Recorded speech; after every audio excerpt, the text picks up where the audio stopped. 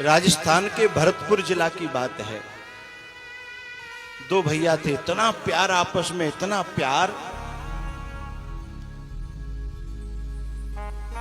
ऐसे रहते मित्र की तरह। नेक वो लेट है जा खेत पे थे, तो जब तक वो रोटी नहीं खावे, भैया आ जाओ तो रोटी खाऊंगा। वो कहूं चले जाए तो वो याद करे कि भैया आ जाओ। समय बीता, शादी हुई, बच्चे हुए, लेकिन जो आई ना वो अलग अलग खानदान की, उन्होंने धीमे धीमे ऐसा एक भरती रही एक दूसरे को।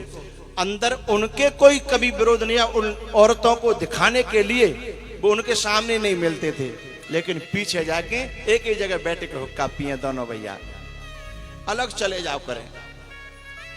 लेकिन धीमे धीमे उन पे तो बस नहीं चलो, पर इन दोनों नारियों ने अपने अपने बच्चों में दुश्मनी भर दी कि तेरे चाचा ने मैं हमेशा सताई, तेरी चाची ने मैं हमेशा सताई, बड़े है कि बदलो लियो बेटा।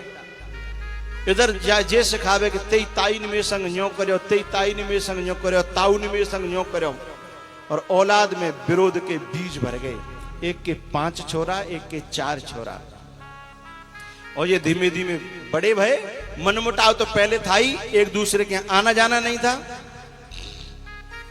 जब वो एक उम्र हुई, समय हुआ, और उसमें से एक, अब ये दोनों भाइयों के जो बच्चे थे ना, इनमें आपस में इतनी दुश्मनी, क्योंकि नेक पेड़ बोए दे बढ़ेगा, वो तो पेड़ बोओगे तो बढ़ेगा, और पानी देने वाले की तो कमी नहीं है।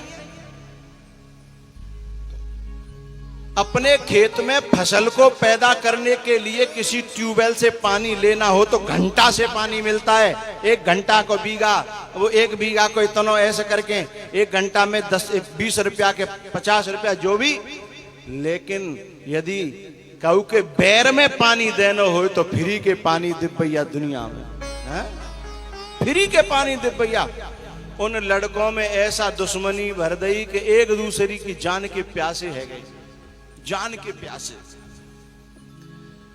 और ये लगा कि कोई कहूं अकेले में मिल जाए तो गोली मार दें, बिना बात की दुश्मनी, कोई न जमीन पे न काऊ पे, बस बिना बात है। ये इन, मैं कहना नहीं चाहता कि आखिर माँ है उन लड़कों की, लेकिन ऐसी माँ कहलाने के योग्य नहीं है। आखिरकार क्या हुआ, जब समय बीता तो जो बड़ा भाई था ना, वो खत्म हो गया।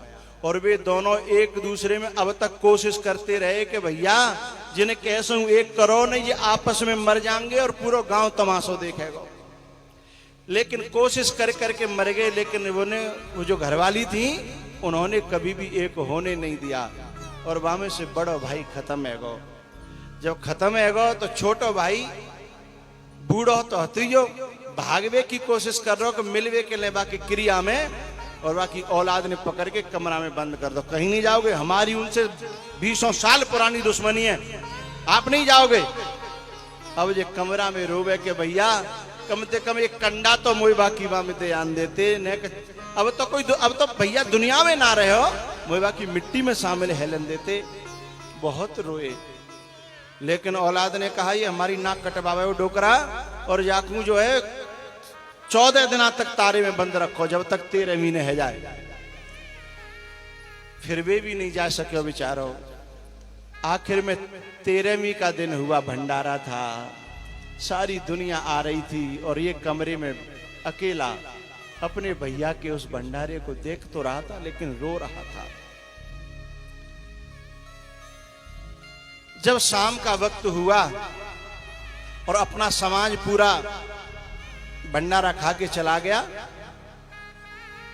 तो दोनों वक्त मिले थे। उस समय उन्होंने फिर काम धंधे वालों से कह दिया कि भाई अब तुम जो अन्य समाज जो रहते हैं उनसे कहा कि तुम सब लोग भोजन कर लो। तो अन्य समाज के लोग, चतुर्थ वर्ण के लोग वहां आ गए और वो भोजन कर रहे थे। तो इनके बच्चों ने सोचा कि अब तो सब पंगत बंद है गई, अब डोकराए छोड़ दो, तारो खोल दो, किवाड़ खोल देंगे। लेकिन जी बड़ो बूढ़ो जा पे रुक्यो नहीं गयो, बालकन की आंख की ओट लेके चुपचाप मकान के पीछे से और अपने भैया के भंडारे में जाके बैठ गो। और कहा जहां सबकी पनैया उतरी थी तहां, और वहां उस लाइन में जहां उसका समाज नहीं बैठा था, अन्य समाज बैठा हुआ था। इतने में एक परस भैया खीर लेके आया बाल्टी की, और वहां ने देखी, अरे चाचा, और तुरंत वो अंदर गया और वहां ने गाली सुनाई कि अरे नालायको, तुम्हारो चाचा और अब पनैया में बैठो है, तुम्हें शर्म करो, तुम्हारो जय तो बाप रह गए। और एकदम बे जो पांचों बालक है ना, मैंने चाचा है, हाँ, और सब जने गए, बोले चाचा अंदर चलो, चाचा अंदर चलो, आप यहां नहीं बैठोगे, अमा हमने कई कारण से आपको निमंत्रण नहीं दिया और आप आए, और आप हमारे आप ही तो पिताजी रह गए हो। लेकिन वाने अपने पांचों बालकन की जेठ बल रही और रो के बोलो, मैं तुम्हारो पुरखा हूं, मैं तुम्हारो बड़ो बूढ़ो हूं, लेकिन तू मैं तुम्हारे हाथ जोड़ रहा हूं। मेरे भैया के जियत तुम एक नहीं भय, पर कम से कम मोए जियत तुम पांचों और चारों 9 है जाओ, तो मैं भी सुकुन से मर जाऊंगा, सुकून से मर जाऊंगा, और नहीं तो तुम्हारा विरोध मुझसे देखा नहीं जाता। तुम चलो, मैं तुम्हारे संग चलूंगा। अरे तुम्हें काट थोड़ी देंगे वे। पांचों भैया बोले, चाचा चलो, तुम जो कहोगे ना हम वो करेंगे।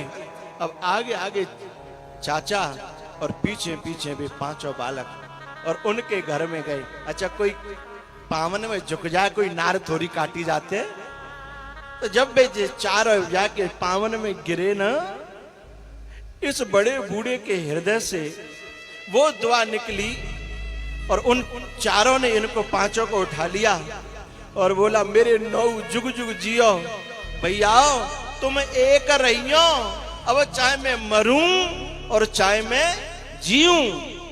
तो भैया भैया भैया का प्रेम इस हिंदुस्तान से अच्छा कहीं मिल नहीं सकता, लेकिन मेरी प्रार्थना है इसे बनाए रखना, इसे सजाए रखना।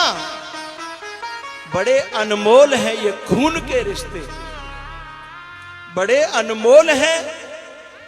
एक बात बताऊं, शायद जीते जी भैया की कदर कोई न करे, उसको पता चल जाएगा जब भैया चला जाता है ना, तब मौके पर पता चलता है कि कितना बड़ा कोई, जाने क्या खो गया, जाने क्या चला गया। बड़े अनमोल है ये खून के रिश्ते, इनको तू बर्बाद न कर, मेरा भी हिस्सा ले ले, पर घर में तू दीवार न कर, घर में दीवार न कर। अगर राजमाता न हमसे छुपाती,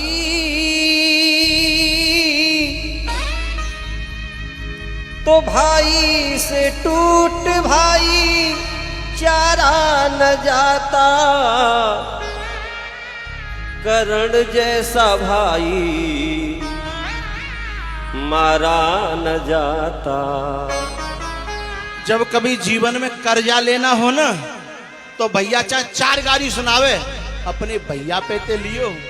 ऐसा नहीं है जाए कि दूसरे के कर्जा में कर्ण की तरह दब जाओ और वो तुम्हें ही तुम्हारे भैया के विरोध में प्रयोग कर जाए, कहीं यूज कर जाए, हैं कि मेरो खायो है। आज कर्ण, भगवान ने बता दिया था कर्ण को कि तू युधिष्ठिर का बड़ा भाई है, यदि तू उनकी तरफ हो गया तो राजा युधिष्ठिर नहीं, राजा तू बनेगा। लेकिन दब गया दुर्योधन के कर्ज के नीचे, दुर्योधन के कर्ज के नीचे दब गया। ध्यान रखना भैया, अपनो मारेगो तो छाए में डारेगो, अपनो मारे हुगो ना तो छाए में डारेगो, और परायो पुचकारेगो ना तो कुआं में डारेगो। दूसरों पुचकारेगो तो कहीं दूसरे के पुचकारने पे मत चले जाना कि जे दूसरों काय के अपनो है और काय को दूसरों। पुचकारना भी खतरनाक हो जाएगा और अपने का मारना भी फायदेमंद हो जाएगा साहब। हैं? तो भाई से टूट भाई चारा न जाता, करण जैसा भाई मारा न जाता। दुख कितना उसने सहा जिंदगी में, चैन से रहा ना एक पल जिंदगी में। घुट कर के रो कर आंसू बहे जिंदगी में, कितना क्या क्या उसने सहा जिंदगी में। ना समाज माता ये उंगली उठाता, तो सम्मान उसका तारा न जाता। करण जैसा भाई मारा न जाता, करण जैसा भाई मारा न जाता। भाई जब भाई से दुश्मनी करता है ना, तो वो दुश्मनी भाई को महंगी नहीं पड़ती, वो दुश्मनी माँ को भी महंगी पड़ती है, वो दुश्मनी बाप को भी महंगी पड़ती है, वह दुश्मनी बाबा को भी महंगी पड़ती है। क्योंकि उस समय दो भाई आपस में लड़ते हैं। माँ के कलेजे से पूछो वो कौन को रोए, उस बाप से पूछो कि अपनो ही खून आपस में लड़ रहा होए, तो वो कौन ते अपने वा की भीख मांगे।